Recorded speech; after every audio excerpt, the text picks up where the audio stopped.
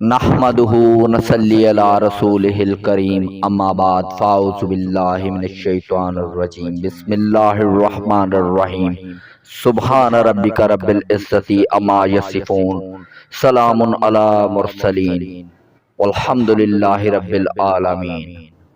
شروع اللہ رب العزت کے نام سے جو نہایت مہربان ہے، رحم فرمانے والا ہے۔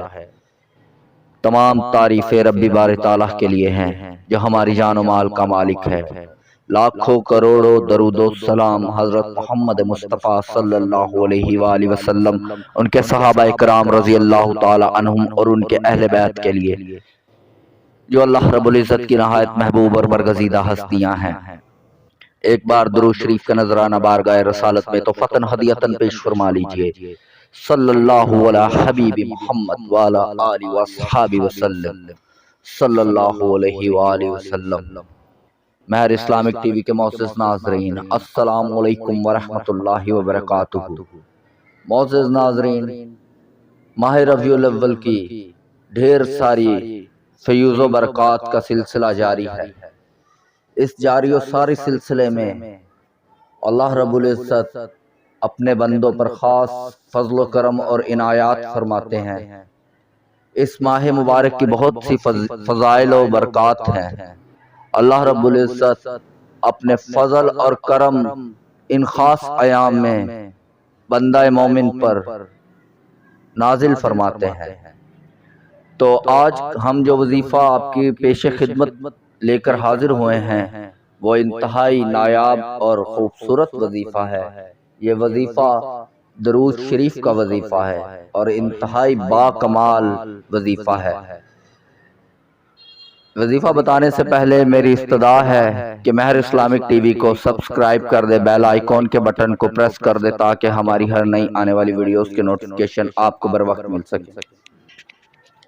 تو وظیفہ کچھ اس طرح ہے کہ آپ نے روزانہ ماہ ربیع الاول میں ایک تسبیح درود شریف کی آپ نے پڑھنی ہے۔ ایک تسبیح درود شریف کی ان ایام میں آپ نے پڑھنی ہے روزانہ بلا ناغہ۔ آپ درود شریف کوئی سا بھی پڑھ سکتے ہیں، سبھی درود شریف افضل ہے، سبھی کی اپنی فضیلت ہے، لیکن آپ کی آسانی کے لیے درود خضری سب سے مختصر درود شریف ہے اور فضائل کے اعتبار سے انتہائی جامع درود ہے۔ اور وہ درود شریف ایسے ہے: صلی اللہ علی حبیب محمد وعلی آلہ وسلم، صلی اللہ علی حبیب محمد وعلی آلہ وسلم، صلی اللہ علی حبیب محمد وعلی آلہ وسلم۔ یہ درود شریف پڑھنے کی بے شمار فضائل و برکات ہیں۔ یہ درود شریف آپ اپنا ورد میں رکھیں۔ ویسے بھی آپ یہ درود شریف اٹھتے بیٹھتے پڑھ سکتے ہیں، اس کا ورد رکھیں، انشاءاللہ آپ کی زندگیوں میں اس کی برکات نظر آئیں گی۔